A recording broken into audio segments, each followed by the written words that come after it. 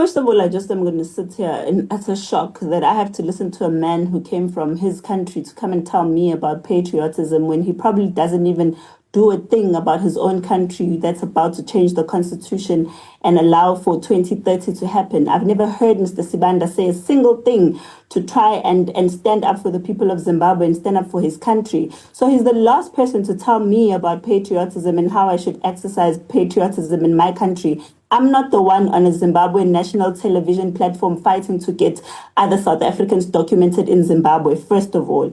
Second of all, Mr. Sibanda, my surname is Zuma. I'm Mrs. Zuma to you. And lastly, well, not lastly, but second to last, Mr. Sibanda, you are sitting here telling us about all kinds of corruption that's happening at Home Affairs. But have you ever for once reported that corruption? Because seemingly you know all the ins and outs. So if this report of SIU did not come out, when are we going to hear all these revelations that you know, Mr. Sibande? It shows that you know and you're part of the system that is enabling all this corruption to happen, but you're not going to stop it because it enables Zimbabweans to leave their country and come here and reap our country and take off all our resources to benefit you as Zimbabweans. And you're not going to stand up for Zimbabweans in Zimbabwe because you don't have the guts to. That's why you only have guts here in South Africa, because you know that when you're in Zimbabwe, you're small cats. Also, Mr. Sibande, let me tell you, for the longest time we've been saying to you that there are too many illegal immigrants in this country, and you are busy telling us about ZDPs and all these refugee statuses, etc., etc. Now, do you consider a person that has fraudulently occupied and received documents to be in South Africa a person who is legally in the country? Of course not. That person is an illegal immigrant, and you, Mr. Sibande, are also involved in that corruption. Why are you not telling Katleho that you also are trending and you are in the newspaper and in the news for fraudulently getting documents to be in South Africa? Now you've got a television platform that allows you to speak, and you think that you have been accused of standing up and admitting that you also went into that system and corruptly entered into South Africa. Why are you not telling the truth, Mr. Sibande? Being on television must not absolve you from the truth of who you are. Right. And you are a Zimbabwean that's running away from who you really are, and that is a person that is in the country fraudulently but has been given platforms to speak, and you're using that to paint yourself as a victim. You are not a victim. You are part of the corrupt system, and you're not helping this country in any way.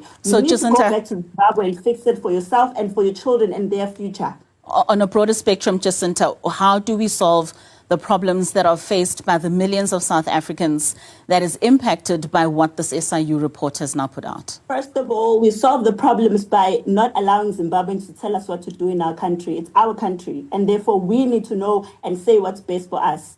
Second to that, we have departments and we have things like the SIU and the Hawks, which we're very happy that finally they've come up with this report and come out with it. Because when we met them for the first time, they did tell us that they are on to a report and they're waiting for a report from the SIU.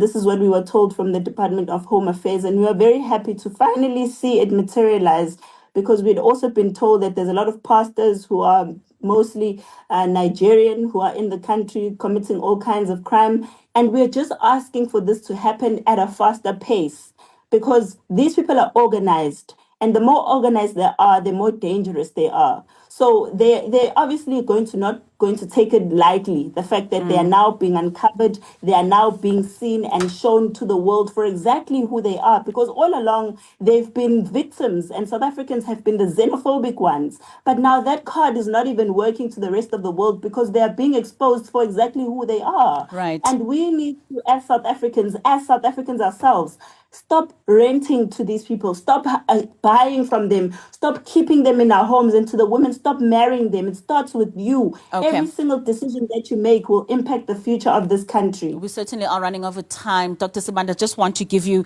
the last 30 seconds to give us your closing remarks and just how you find this impacting South Africa's relations with legitimate diaspora communities.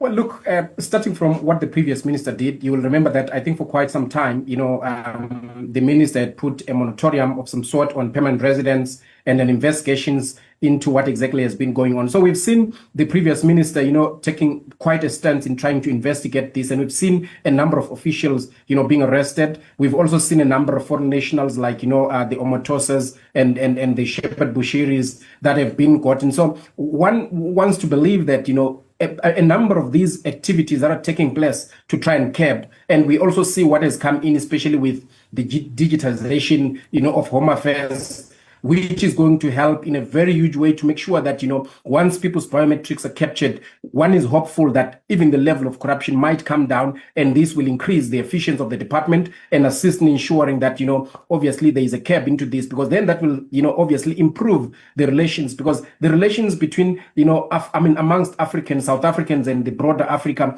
is relatively very negative because of this level of corruption. So if we see, positive steps like, those reports, the SIU steps that are being taken place, and the improvements that we see in the department, one becomes hopeful that gradually that will decrease the level of dispute, particularly as a result of corruption and fraudulent migration, and Certainly. that is going to probably mend to a huge extent these relations. All right, Jacinta, Dr. Sibanda, thank you so much for your time.